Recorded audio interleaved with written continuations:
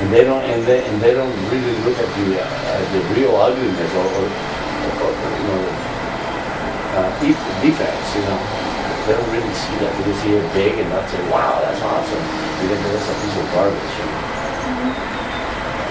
So, like here, I was seeing the bottles, and it dries, and then immediately you go like this, so you can still see, at this point, I would grab like one of those fan brushes, just the tip, kind of take paint, and make the plant look like some plants are falling to the water or whatever. And that's what I should have done there, but the thing was so watery, it was just running. I said, I'm not going to mix anymore, I got tired. No, yes, last night. And if the sun is here, it's going to hit this side, and this side is going to be slightly darker. So what you do, you get like a purple, because it's missing purples, and purple is really awesome as a shadow. So once this dry, you don't want to destroy all this. You need to rip it. And it's a fact, a lot of people grab different things and start doing ripples, not straight, but actually as they are.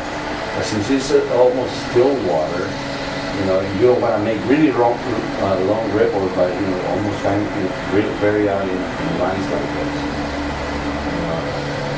Possibly to simulate something like you gotta grab like a nail and really work in detail.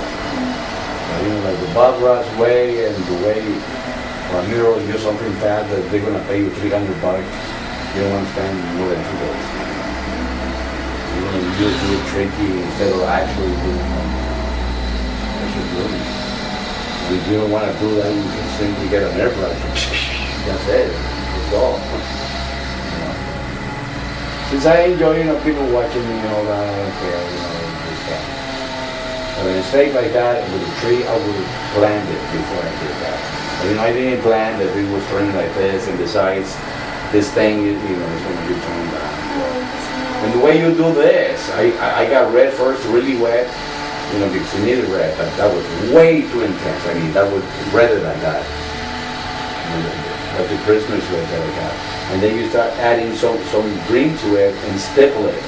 And automatically, and then you get yellows, patches, This looks like an autumn, more or less.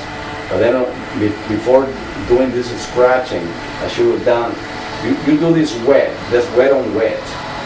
Mixing just patches of color. And then once it's drying, then you get thicker paint. And that's what they call dry and wet. And dry on dry would be like getting really thick paint and just stippling it, which is this dry on dry. And then this is wet on dry, and then this wet on wet. So you gotta know what's going on. So before this dries, you do fast these small details, and then once you're satisfied, you grab either the back of the brush or something thinner, and you scratch it, remove the paint to simulate the branches. And sometimes once people do that, then they grab a very transparent paint and do the shadows. They just follow the shadows, but that's just too much work. People, won't see the difference. Like once it's to that point, if I want to darken the trunks, the twigs and all that, you simply mix a very thin brown, very thin, yellow, a little bit of red, orange, a little bit of blue, something like that. Really make it turn brown. I got yellow ochre, the one I was talking about. Yellow ochre is a very, very light brown, leaning towards yellow. So maybe a little darker, maybe that's too much. Now it's turning green, so the opposite of green is red. Oh, that's perfect. Yeah, you can see that. feel. Yeah, and I need a very transparent power. So when you use it, you go like this transparent, you just to kill the whiteness behind it. And in the end, all you do is get underneath. Probably this small. Let me see. It's way too transparent. Look over it. Blue, orange.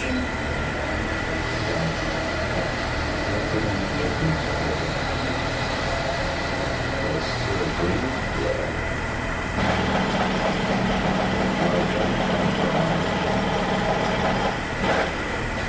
See, I'm trying to dig in step over this because it's drying. So that makes it kind of wet. You got black, Yeah. the white, the black too. So that, I really got the one I want. Maybe that will change my branches, slightly more branch or whatever. And then, like this, all you need to get is just a little bit more darker for the shadow side, and that will look a lot better. But so sloppily made, and what you need to remove the paint is the wedge thing. So you treat it as a nib. To make the branches thicker on the bottom, you go like this, and then twist it as you go on top until you end smaller. But you need those rubber things to remove the paint right away. It's like a nib. It's like a calligraphy pen. That's rubber. You remove it so easy. Like they have different sizes. You just get the right size you want, and then start like this and start twisting it, until the ends thinner. But trees are not actually like that. Tree branches actually are like straight, and then another one straight, and then another one straight.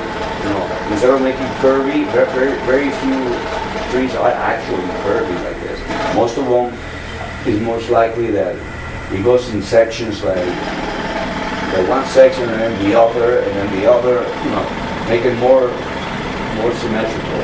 Instead of round, just go like the branches look more real than that. I don't know why I did that, just something fast, I don't know why I did that. I don't like it how it's leaning in. Look at the branch, it looks thicker on top than the bottom.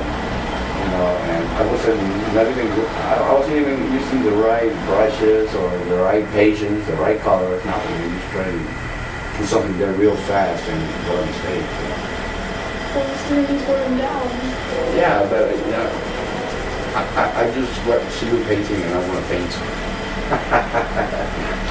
And then at the same time I don't want to do it to let you do it, and just a combination. Okay, so what do you want to do? Let me see, I'm hungry. Maybe a bite. Do you want to make some food? No, maybe just a banana. Or two. I think I ate all the bananas. What did you bring? Mangoes. Oh my God, that's great. I will save that for a very special occasion. Well, one's already getting kind of wrinkled, One's getting kind of wrinkled.